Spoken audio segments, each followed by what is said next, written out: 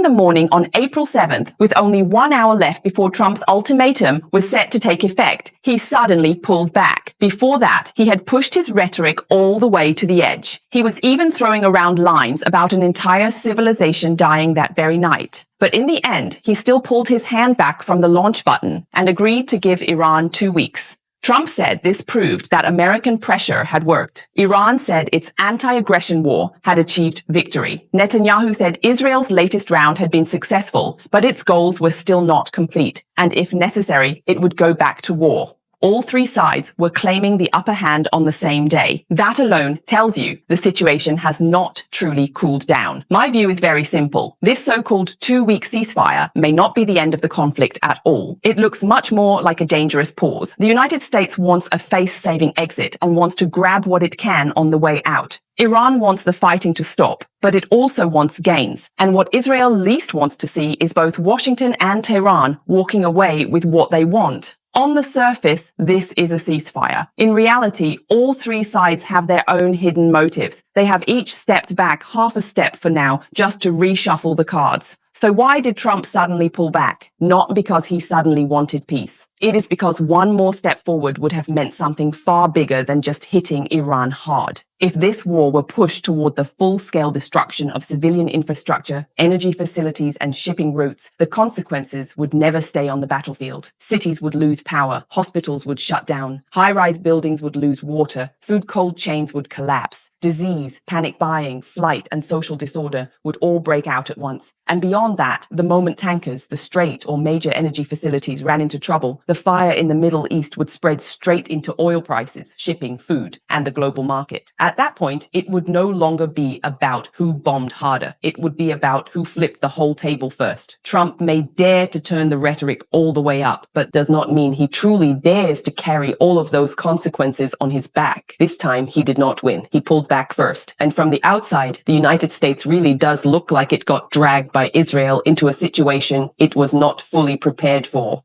At first, Washington seemed to think decapitation strikes, maximum pressure, and a final ultimatum would be enough to force Iran to bow. But the situation did not end in a hit once and wrap it up rhythm. Instead, the conflict went deeper and spread wider. In the end, the United States did not want to go all the way in, but it was already finding it hard to walk away with dignity, so it could only step back while continuing to move military assets into the Middle East, waiting to see how the talks played out before deciding what to do next. Israel's side is even more direct. It accepts the pause in words while continuing to hit Lebanon in action. As soon as the ceasefire was announced, the Lebanon front did not stop. Israel also made it clear that Lebanon was not included in this ceasefire. On April 8th, Israel launched one of its heaviest rounds of attacks on Lebanon in recent weeks. Lebanese sources reported more than 250 deaths, and hospitals, ambulances, and civilian areas were all hit.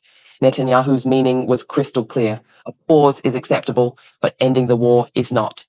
A deal can be discussed, but the right to keep fighting must stay in Israel's hands. This is not putting out the fire. This is leaving the embers there, waiting for the next blaze.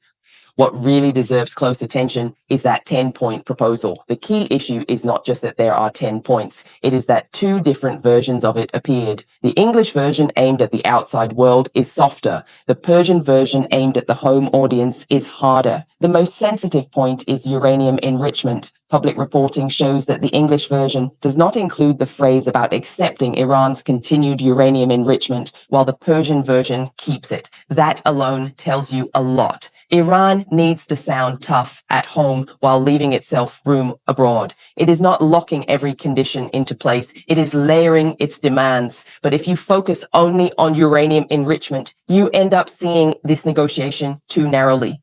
Beyond uranium enrichment, there are at least 3 other hard issues: control over and rule-setting power in the Strait of Hormuz, sanctions relief, and compensation and reconstruction funds. War compensation is, of course, written on the table, but the United States is almost certainly not going to accept war reparations in the literal sense. So what Iran is more likely to hold onto all the way to the end is the Strait and sanctions relief. Because uranium enrichment is posture. The Strait and sanctions relief are survival. level, and compensation and reconstruction funds look more like the concrete payoff Iran wants to take away from this war. To put it bluntly, uranium enrichment is a card. The Strait and sanctions relief are the real foundation for keeping the regime alive.